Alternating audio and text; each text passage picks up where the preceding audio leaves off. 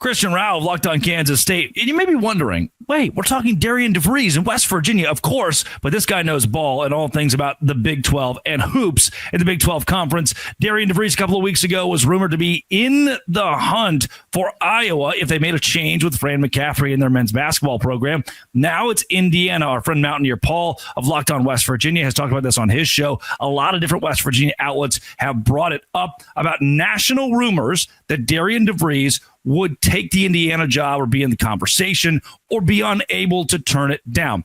Christian, I want to eventually get in this conversation to talking about how Big 12 coaches are being sought after by major programs. Look at Scott Drew in Kentucky last year. But where I would like to start is Darian DeVries to Indiana.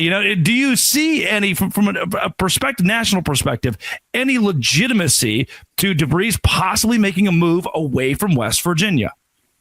Oh, absolutely. Absolutely. When you think anytime a program like Indiana is open, unfortunately, you're going to have multiple big name coaches that have proven to be successful in the past at multiple programs. What he did at Drake was super impressive. And what he did in his first year at West Virginia has been really impressive as well. And then, oh, by the way, you're probably going to add $2 million annually to your contract. You're definitely going to look into that. Indiana is one of those teams that is going to be, even though they had a great college football playoff last year, they are a basketball school. Can you say the same about West Virginia right now? Are they a football school or are they a basketball school? If Rich Rod coming in with the TikTok dances, Drake, are we worried about, are we a football school or a basketball school? So if you want to be the top guy on campus, I think you take that job if it's offered to you. Mike Woodson's last contract was $4.2 annually. His contract right now at West Virginia is about $3 million per year. You got to think that they're going to pay you, the new coach, more than what Woodson was getting in their last go. So he's going to be making probably close to $2 million more per year at a school that's probably going to have a better NIL package, unfortunately. So I could see it. Yeah, we've talked about Scott Drew to Indiana, and now Darian DeVries seems to be another candidate from the Big 12 that could be a part of the opening. And this is a tough thing to bring up. West Virginia, the last 10 years in football, and we'll talk about this in the squad a bit that releases tonight. West Virginia, the last 10 years in football, they've been fairly irrelevant in the Big 12. And in basketball, they fired two coaches. And in basketball, they've had their ebbs and flows, really haven't been much of a program for the last 7 or 8 seasons, or at least what they were in their early years of Big 12 play. They've kind of sunk in this conference. Have they lost their luster as an athletic department? Is it a little more complicated to be a head coach at West Virginia today in any sport than it was 10 years ago? I think it's a tough spot to coach at. I don't think that's a hot take or anything like that. Let me save you here. And I think you're going into a really good point. I want to pause you and double down with, if West Virginia only recruited players from their own state in football and basketball, they wouldn't win a game. I'm from Arkansas. Same applies, right? But at West Virginia, it's already a very tough place to recruit. Yeah, I completely agree. Even if you expanded that up to Virginia and the D.C. area, I would still think that you'd have a really tough time to win football games at just that area. I think that pipeline is very tough if you only stay in that focused spot. But when going back to the basketball thing, I think it's really tough to win at this time. When's the last time they made the Sweet 16? I think 2017 is the last time they've even gone that deep.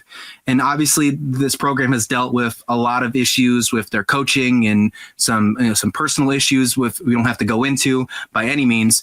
But I do think it's a really tough spot to be at right now. So if you have an out that's going to offer you more money and more safeties, and I hate to use this word because I'm not a big fan of this in college basketball or athletics, but I know many people love it. A blue blood, if you will, if you're going to that type of school, then, I think you take that job. I think you run with it. So I think that there's a really strong spot of him potentially leaving. If he's offered that job, it's a tough one. But it makes you wonder who would be next on the table for West Virginia, because you've only got one year of him. So You got to start all over. We know how tough that was last year once Bob Huggins left and all the people leaving and transferring, and the portal was insane. Even because it was after the window as well. You had a great class coming in, and then you had people leaving because of the Huggins issue. So you wonder what happens moving forward. After you have this year where you're ranked in the top 25 in the first year of his coaching tenure, you made it in the AP top 25 a couple times during the year, a couple weeks you were ranked.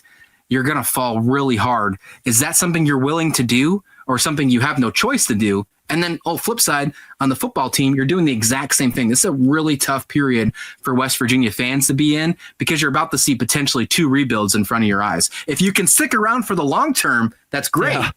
But it might be tough for a little bit.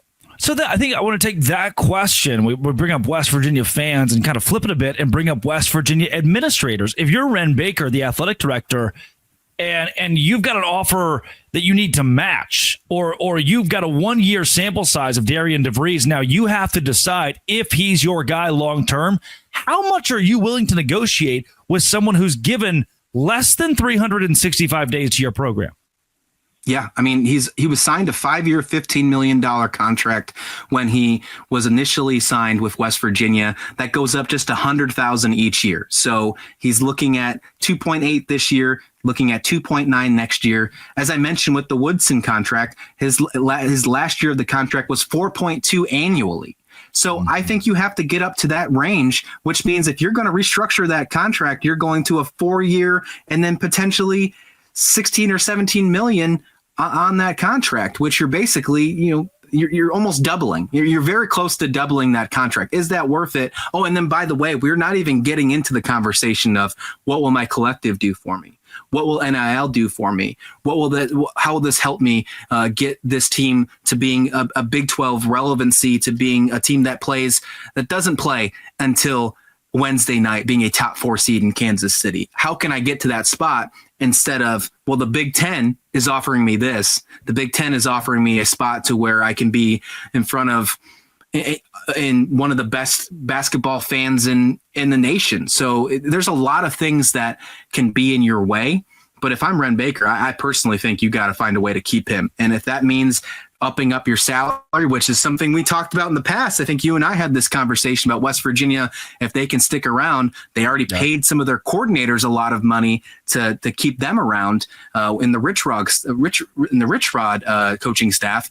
Can they do the same for the basketball program? How much more can they continue to pay these coaches to keep them around and not let them be poached elsewhere?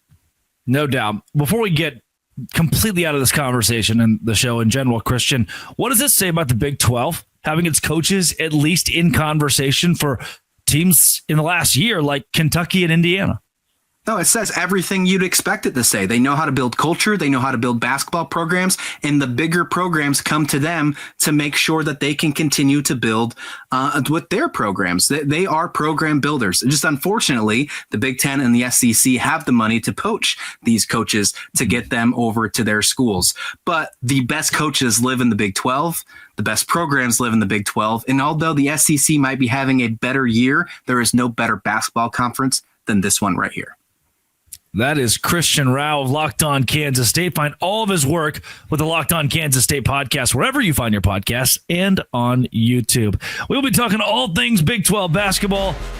Christian, you can too if you want. This has been, and it always will be, Locked On. Thanks for making it your first listen every single day. Dose Grande.